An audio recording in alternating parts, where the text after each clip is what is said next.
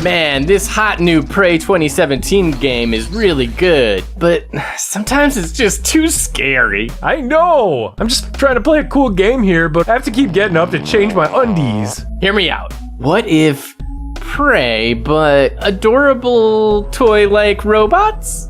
And maybe you could play as the robots. Right, that would make all those jump scares a lot less terrifying, wouldn't it? Oh, for sure. Well, we've got some good news today. A title with emergent gameplay, body swapping, and adorable robots already exists. Welcome to Two-Headed Hero, where we parse through the ones and zeros of our game libraries in order to compile the greatest hidden gems. My name is Boss Sauce. And I'm Roland Coons. And together, we are the Two-Headed Hero. Today's topic is Control-Alt-Ego. It's a shiny new first-person immersive sim that features lots of player agency, an incredibly inventive use of body-swapping mechanics, and lots of adorable angry robots. If you like the idea of BioShock times Stanley Parable, but hate the idea of dying, boot up your terminal and strap on your juice box. This one's especially for you. Control-Alt-Ego uploaded onto the vast Steam consciousness back on July 22nd, 2022, and it's a fantastic result of 7 years of labor from tiny two-man team MindThunk, which eventually became a one-man team. We actually got the chance to chat a little with this kind gentleman who was more than happy to share his inspirations. He listed off many immersive sim classics, such as Deus Ex, System Shock, and Thief, as well as the films of Kubrick and Lynch. This all seems incredibly appropriate as Control-Alt-Ego strives to blend engaging emergent gameplay with dark humor and philosophical weirdness. Making an immersive sim is tough, and Clark summed up the process succinctly. I almost went nuts several times. It's real hard to make a game of this complexity. The number of times you think you're done with something and then realize, oh, if I do this, shit, my whole game is now broken.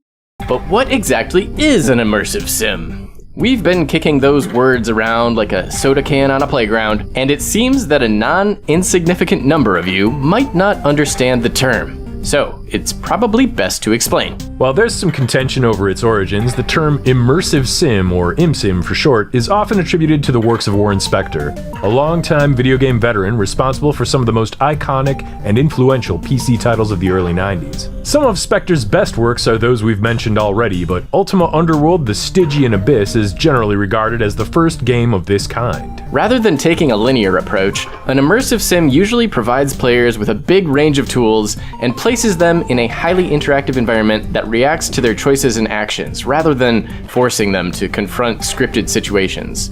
This design philosophy allows players to approach the game's problems as they see fit. Normally, these ambitious titles contain a ton of genre overlap, including elements of RPGs, survival horror, and stealth, to help achieve this end. While we haven't seen much in the way of AAA immersive sims over the last few years, largely due to the explosion of icon-strewn open-world amusement parks gaining favor in the realm of single-player gaming, all is not lost.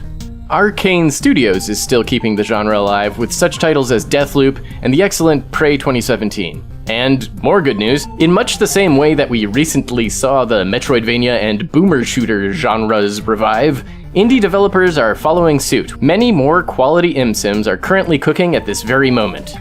As it stands, Control-Alt-Ego is poised to join the forefront of this new nostalgia wave. So let's thrust our fists deep into the casing of Control-Alt-Ego and see what mysterious wirings make it tick.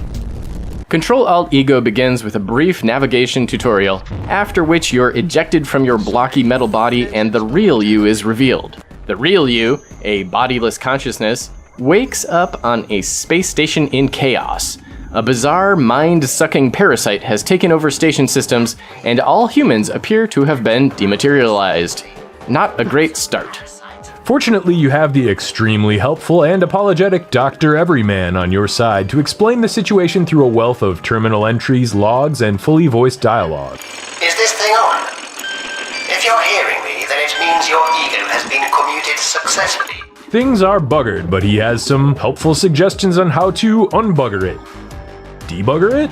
You're going to be using a lot of these little blocky red buddies, bugs, in order to defeat the parasite, restore order, and find out what happened to all the living inhabitants of the station.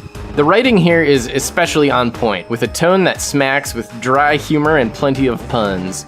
Hints of Douglas Adams and sprinklings of the Stanley Parable pervade the writing and voice acting, which gradually grows shades of melancholy as the game's later chapters progress into transhumanist themes. And even though I'm not there, I also sort of am. And I could not be there if it weren't for you either being there or not being there, and you couldn't be there or not be there if it weren't for me certainly not being there. So in that sense, we're practically identical. I hope that's cleared up any questions you may have had. One side story that still sticks with me involved a series of diaries from one of the few remaining humans that dared to defy the parasite. As a punishment, his sentience was sucked away and placed inside of a door unit, trapping the husk of his mind forever within it. Shortly after, we see the results of this dreadful fate firsthand. R.I.P. Chris. Storylines can make a game compelling on their own, but that's far from everything Control-Alt-Ego has on offer. From the first moments of booting up the game, players can pick up and throw objects, solve a few simple environmental puzzles, and get used to the movement and stealth mechanics. You'll also have the opportunity to break some bad bots with the formidable shotgun. This might lead you to believe that the game is combat-focused, but nothing could be further from the truth. Dr. Everyman quickly introduces the main mechanic of the game, the ability to jump from machine to machine with a simple button combo. This feels incredibly fast and smooth, which is good because it becomes a staple strategy throughout the entire campaign. Anything that has an exposed sensor, one of these things, can be possessed. Whether it be a security camera, an oscilloscope, old tape drives, these retro-ass Polaroids, a train car, a spaceship, anything. If one wishes to open the crate, one must become the crate. Very zen. Control can be established by spending ego, which is represented by this big ol' number in the lower right corner here. Bigger, badder bots and devices require more ego to control, while user-friendly hosts will give you an ego boost. Host energy keeps your mind-controlled minion cohesive, while juice lets it, do stuff. Some hosts can't be controlled at all, and must be dealt with using other means, like these terrifying bad bugs that can and will chainsaw you to bits within seconds. Other hosts have additional hoops to jump through before they can be controlled, such as local network access requirements or bonking off their protective cover to expose their sensor. These hurdles and more add to the challenge factor, but as long as you don't do anything suspicious or bothersome, you can use these zombified subjects as disguises to pass through secure areas and firewalls undetected. I must really interject here that the use of bothered instead of detected is another wonderfully silly jab at the stealth genre, and I'm here for it. Aw, heck yes! This game taught me to digitize my consciousness. Now I'm a brave little toaster. Oh, nice! Show me, show me! You just hit the control key in your mind. Okay, neat! Among the versatile host lineup, we have the Mum, which has a powerful Husker beam used for freezing bots and destroying crates. However, this metallic matron runs into problems with stairs due to its treaded means of locomotion. Then there's Dad, a sort of sentient turret with a serializer array which can dematerialize and rematerialize other objects and hosts. Daddy Dearest lacks the ability to move on his own, and spontaneously rematerializes everything contained within it once destroyed, whether it be bots, crates, or explosive canisters. Pups are these adorable little guys. Just look at those puppy dog eyes. These have a dedicated bark button, aww, and are great at getting into places unnoticed, and they often carry important upgrade discs for your main mechanoid, Bug 22. Bug 22 functions well as a bug in the system, and security treats it as such. You'll be controlling this boxy red menace for most of the campaign. Fortunately, old Redbox DVD here is fairly hardy, and he has a couple tricks up his silicone sleeves. When you stumble across a pup with an upgrade, A pupgrade? in its drive, you can eject it into your Bug 22 with this adorable little animation and use the upgrade to select a shiny new tool and augment your chosen playstyle. Everything from flight to gravity beams to more exotic toys like ego siphons can be unlocked in this way. I swear someone more clever than I am is going to figure out how to speedrun the station using the vacuum attachment. Further upgrades can be applied in the form of worms, which are friendly little viruses that change how these tools function. And even further upgrades come in the form of MEM units. These circuit boards can be traded in for blanket bonuses like better beam damage or bigger energy pools. It's important to note that the design philosophy of Control-Alt-Ego gives a lot of space for alternatives to host destruction, and it's even more amazing that the game pulls this off while still maintaining a pretty decent level of challenge. Huskers and serializers don't destroy hosts, but they can freeze them in their tracks or remove them from your path respectively. Sneaking past a checkpoint is just as valid of a strategy as rocketing full force into security measures to stun them. When your insidious plans go wrong, and they will, your host will usually pay the price. The final price. Getting doinked out of a destroyed host is not a game over though. There's no ego death here. Instead, your ghost in the machine simply takes over another nearby host or retires to one of many printers scattered throughout the levels. Printers function as a sort of respawn point, and for a modest percentage of your ego, you can simply manufacture another copy of your old buddy, Bug 22. Even with all these second chances, you can possess Lifesavers, the game's equivalent to a delicious circle of candy. Lifesavers, the game's equivalent to a checkpoint. Control-Alt-Ego provides a big old save file pile that allows you to save scum to your heart's content. Although to be honest, we rarely use these due to the game's deathless nature. You'll make use of all these mechanics and systems throughout 8 sizable chapters, and these missions have more variety than just find the key and bring it back. And even when it is a fetch quest, the keys can be hidden in clever places like firewalled hallways or inside hosts.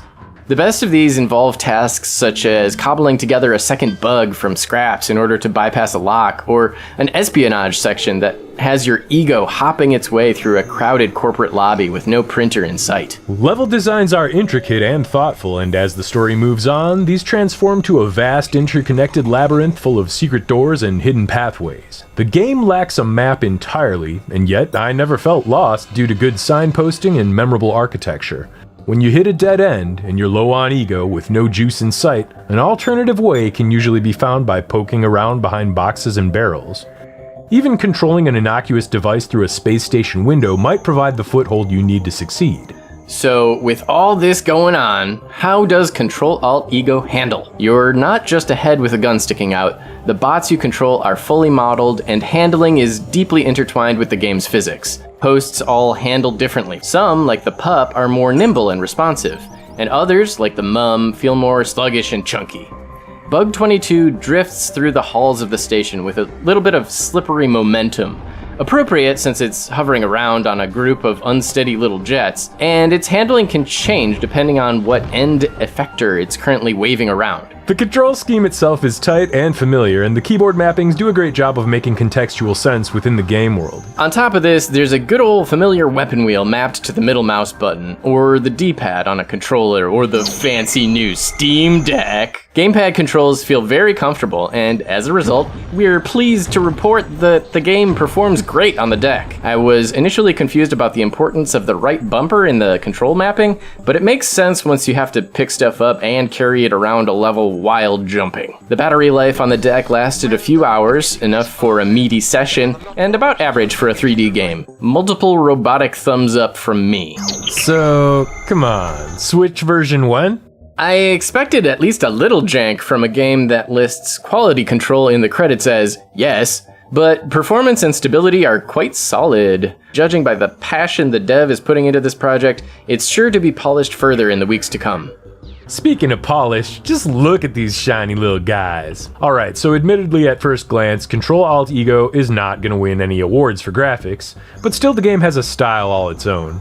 The droids have this endearing visual mixture that pulls from Golden Age sci-fi and classic plastic toys. Check these animations though. Watch as your steel subjects expectantly follow your gaze when your ego changes position, or cover their eyes from a camera flash. Space station environments are simple and clinical, but cluttered with retro-futuristic hardware and industrial fare. Interactivity is, of course, extremely high, and helpful tooltips make the various areas easy to parse. The 80s digital theme recurs in the UI and text logs scattered throughout the space station, and despite the rudimentary designs, there's a few nice-looking FX like this warbly glass wall in the test chamber and functional mirrors? Damn, bro. Even the AAAs can't pull that off. Look at these Fallout mirrors. They fucking suck.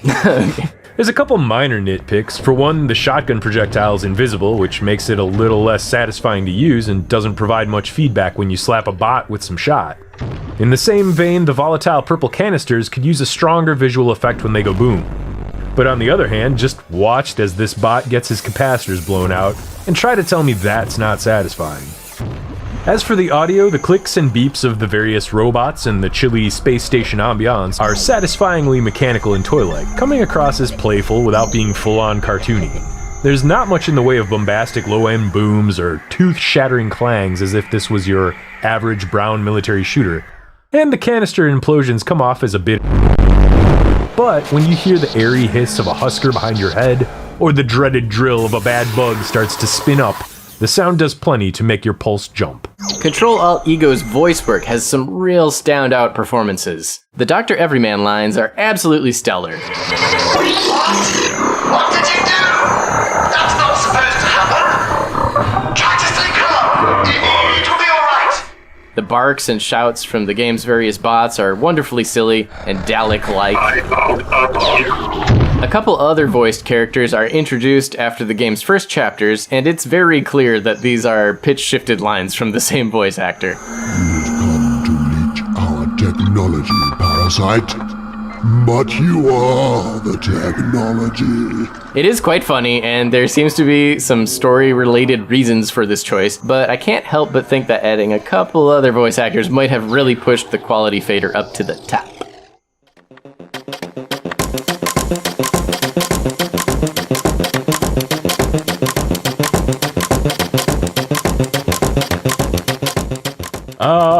Music. The final piece of the payload. A synth-driven, sci-fi 80s feel pervades the soundtrack, which was mostly credited to former co-developer Chris Phelps. The bouncy, quirky tunes through Control-Alt-Ego are complemented by grander themes both mysterious and mischievous, and provide the perfect backdrop for the game's mood. Here, have a taste, and let it take you away.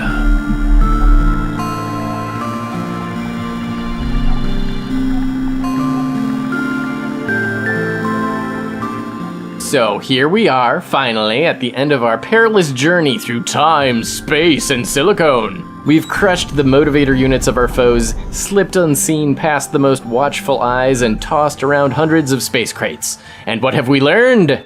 Well, we've learned that Control-Alt-Ego truly brings a different experience to your desktop. It's incredibly refreshing to see a game of this caliber that values humor and horror in equal parts. The storyline will pull at your thoughts days after those final credits roll. Additional missions and a wide range of character building potential bring even more replay value. But most of all, you can truly feel the developers' care through every step of this labor of love.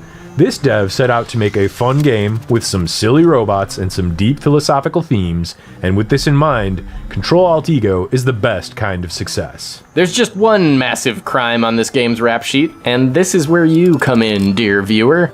Control-Alt-Ego has perpetrated the offense of being a good indie game on Steam that has less than 100 user reviews.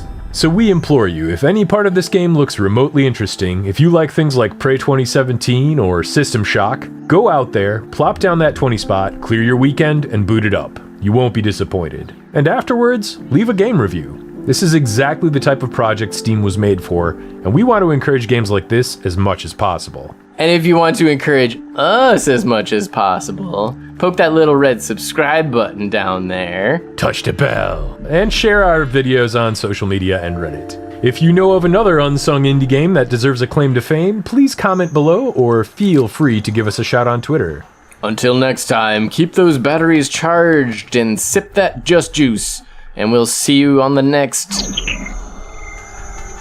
Two-Headed Hero. Door.